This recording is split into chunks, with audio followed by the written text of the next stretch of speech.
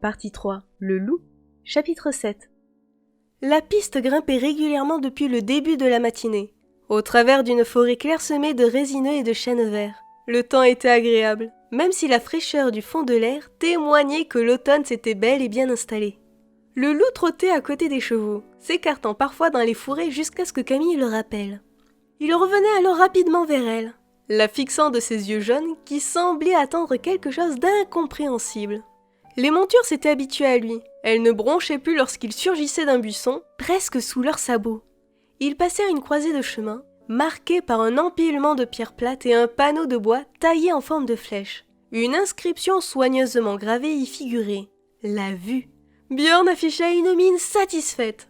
« La vue est une des meilleures auberges de la région », expliqua-t-il. « L'heure de manger approche. Tu n'as pas faim, Mathieu ?» Un gros pansement ornait l'index gauche du jeune homme, résultat de son entraînement au sabre avec Siam. La frontalière avait entrepris de lui inculquer les rudiments de l'escrime. Chaque soir, la voyait endosser son rôle de professeur pour une leçon. La veille, elle avait expliqué à son élève pourquoi sortir et rentrer rapidement son arme était essentiel. Mathieu, qui se rappelait l'attaque des pillards, en était convaincu. Il s'était appliqué de son mieux. « N'oublie pas de secouer la lame avant de la ranger », avait-elle insisté. « Sinon, elle sera couverte de sang et collera au fourreau. Tu la fais ensuite glisser sur ton index replié. Pour finir de la nettoyer, tu la rengaines. » Mathieu était toujours gêné lorsque Siam parlait de sang avec aussi peu d'émotion. Mais il la trouvait si merveilleuse qu'il ne pouvait s'attarder sur ce détail. Il avait donc travaillé le geste jusqu'à ce que le fil acéré du sabre morde son doigt. La douleur avait été vive et le sang avait coulé abondamment. Le jeune homme s'entraînait avec l'arme utilisée par Camille pour son duel. Elle n'avait pas voulu la conserver. Elle était un peu courte pour lui, mais suffisamment dangereuse. Il avait laissé échapper un cri sans émouvoir Siam qui, imperturbable, avait poursuivi sa leçon. Ce n'est qu'une coupure insignifiante, avait-elle décrété, sauf si elle détourne ton attention de ton adversaire, auquel cas, la suivante risque fort d'être mortelle. Tiens-toi droit, reprends ta garde et finis ton geste. Mathieu avait obéi, doutant d'être encore amoureux. Pourtant, un peu plus tard, lorsqu'elle avait pensé, il s'était senti fondre et avait souri largement en l'écoutant évoquer ses progrès. « Alors, tu as faim ?» Les paroles de Björn eurent un effet immédiat sur son estomac.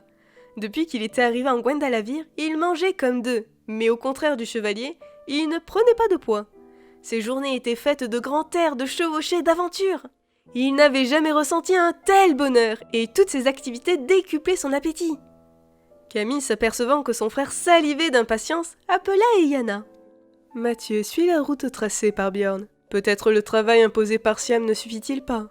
Si tu t'en occupais également, je ne voudrais pas qu'il se mette à ressembler à un phoque. » Quoi ? Éructa Björn. Sais-tu que j'ai coupé des têtes pour moins que ça, jeune insolente ? Eyana se tourna vers Camille, sans prêter attention à la menace. Désolé, j'ai déjà un élève. Il est en vacances pour l'instant, mais dès qu'il sera opérationnel, il aura droit à une série de leçons de rattrapage dont il se souviendra longtemps. Camille lui lança un regard reconnaissant. Elle savait que la jeune marchande, comme tous les autres, partageait sa peine. Jusqu'à Maître Diom qui, la veille, pour se faire pardonner, avait offert au loup la moitié de son repas, comme il aurait proposé à un camarade. « Ne te fais pas de soucis pour Mathieu, intervint Siam, je surveille sa ligne. » Björn asséna une tape affectueuse sur l'épaule du jeune homme. « Méfie-toi, Mathieu, lui conseilla-t-il. Quand tu ne peux pas combattre, il faut fuir, et je crois que pour toi, le moment est venu. » Il remarqua le coup d'œil éloquent que Mathieu portait sur Siam. « Trop tard !» poursuit-il sur un ton dramatique. « Quelle idée stupide de tomber amoureux !» Puis ses yeux s'agrandirent et il porta les mains à ses oreilles. « Non, Eyana !» supplia-t-il. « Je retire ce que j'ai dit !» Et jugeant que 2 précautions valaient mieux qu'une, il s'éloigna au trot. L'auberge était bâtie au sommet d'une colline arrondie et rase, d'où le voyageur embrassait l'immensité du lac Chêne. Seul un immense cèdre bleu poussait au bord de la piste, à une dizaine de mètres de l'entrée. Mathieu tira sur les rênes de pinceau, et impressionné, contempla le spectacle. « Déjà l'océan !» s'exclama-t-il. « Je n'y comprends rien. Il devrait être au sud, pas à l'ouest, et beaucoup plus loin. » Une fois n'est pas coutume, Maniel se chargea des explications. « Il ne s'agit pas de l'océan, mais du lac Chêne. Il est tellement grand que, même d'ici, tu ne peux en voir l'extrémité. Il paraît que des baleines y vivent. Ta sœur en a vu une lorsque nous l'avons traversée, pour aller éveiller les figés. Une dame, rectifia Camille. Pas une baleine, la dame du dragon. Mathieu réussit à s'arracher à la contemplation du lac, puis en compagnie de Maniel et de Camille, il rejoignit les autres à l'intérieur de l'auberge. De nombreux voyageurs s'y étaient arrêtés. La salle, pourtant immense, était presque pleine. Avant d'entrer, Camille se pencha sur le loup. « Tu restes à côté de moi », lui murmura-t-elle à l'oreille. « Tu ne te fais pas remarquer, d'accord ?» L'animal se contenta de l'observer placidement et la suivit dans l'auberge. Björn avait déniché une table libre près du mur du fond. Et quand elle prit conscience de la foule qui l'en séparait, Camille sentit son cœur accélérer. La plupart des convives les fixaient, captivés par le loup noir qui s'avançait à ses côtés. Elle prit une grande inspiration. « On y va ?» chuchota-t-elle. Elle était heureuse que Mathieu et surtout Maniel soient à ses côtés, car elle s'imaginait mal supporter seule le poids de ses regards inquisiteurs. Il parvenait à la moitié de l'allée centrale lorsque Camille repéra un homme assis dans un angle de la salle, vêtu de cuir sombre, les traits maigres, presque émincés. L'attention qui lui portait était beaucoup plus marquée que celle des autres clients de l'auberge. Malgré elle, Camille sursauta, et un frisson désagréable lui traversa le dos. Un grognement sauvage la fit se retourner. Un trappeur, attablé avec un groupe de compagnons, essayait de retenir par le collier un chien puissamment bâti, court sur pattes, aux babines retroussées, que la présence du loup, ennemi héréditaire, rendait fou de rage. L'homme était sur le point de lâcher prise lorsque le loup daigna tourner la tête. Il planta ses yeux jaunes dans ceux du molosse. Ses oreilles se couchèrent imperceptiblement. Un grognement sourd sortit de sa gueule et ses crocs redoutables apparurent. L'effet fut radical. Les clients les plus proches reculèrent précipitamment tandis que le chien s'aplatissait au sol, comme s'il avait souhaité y disparaître.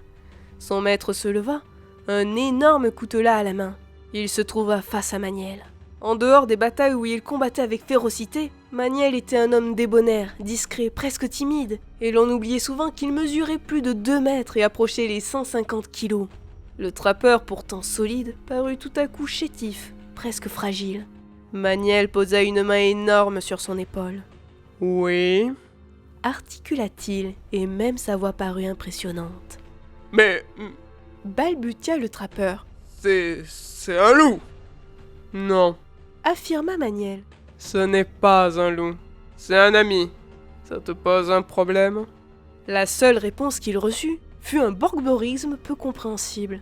« Parfait, » estima Maniel. « Bon appétit. » Il accentua la pression de sa main et le trappeur écrasé se rassit précipitamment. Ses compagnons hésitèrent un bref instant, puis, ayant jaugé la taille et la composition du groupe qui attendait Maniel, décidèrent de tirer un trait sur l'affaire. Le loup s'était désintéressé du chien. Camille lui caressa le flanc en soufflant de soulagement. Elle se rappela soudain l'homme en noir et tourna la tête dans sa direction. Sa place était vide. « Venez, » lança Maniel. « Je crains que Björn ne nous ait pas attendus pour tout manger. »